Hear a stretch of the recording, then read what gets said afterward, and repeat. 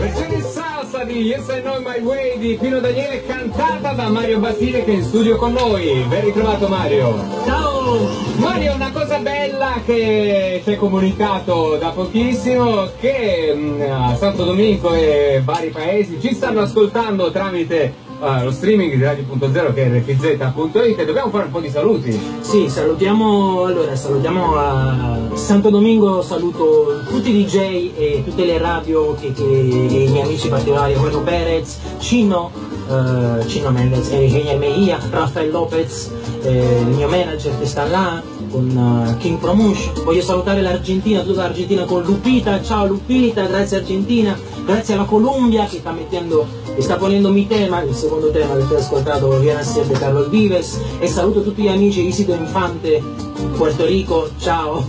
Guardate che è bello avere un ragazzo che è del posto e di qua che sta sfondando Nola, poi tra l'altro noi trasmettiamo i nostri studi solo a Nola, quindi siamo ancora più fieri di questa cosa. Gioca in casa. Gioca molto in casa. Mario, raccontaci un po' invece come si vive, perché noi siamo tutti affascinati un pochino dalla cultura sudamericana, come si vive lì? Ci sono tutti questi ostacoli come qui anche per chi vuole fare musica o... Il problema è...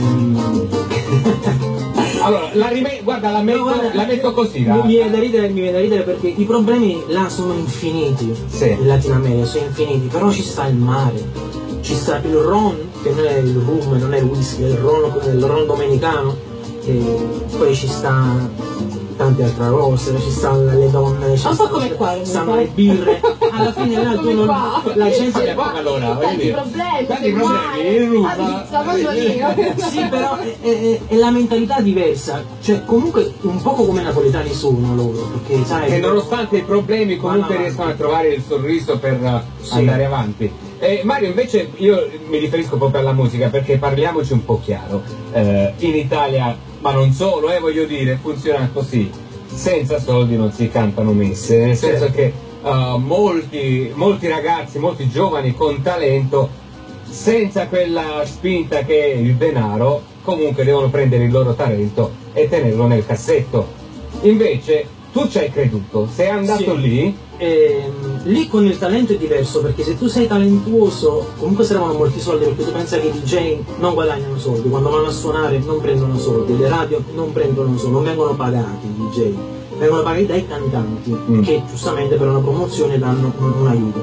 Però se tu c'hai talento puoi cantare, perché le serate, penso che a San Domingo ci stanno 850 discoteche. Wow. Cioè ci sono discoteche, ci sono delle strade dove stanno discoteca porta per porta, insomma, e non si paga l'entrata, la gente va in discoteca e non paga l'entrata, qualsiasi persona, solo la consumazione, quindi sono piene e si fanno molti concerti, quindi se tu sei un talento riesci a esprimerti, e poi bisogna avere un po' di fortuna che arriva qualcuno che ti dà un po' di soldi, un po' di serate li fai, un po' di CD li vendi.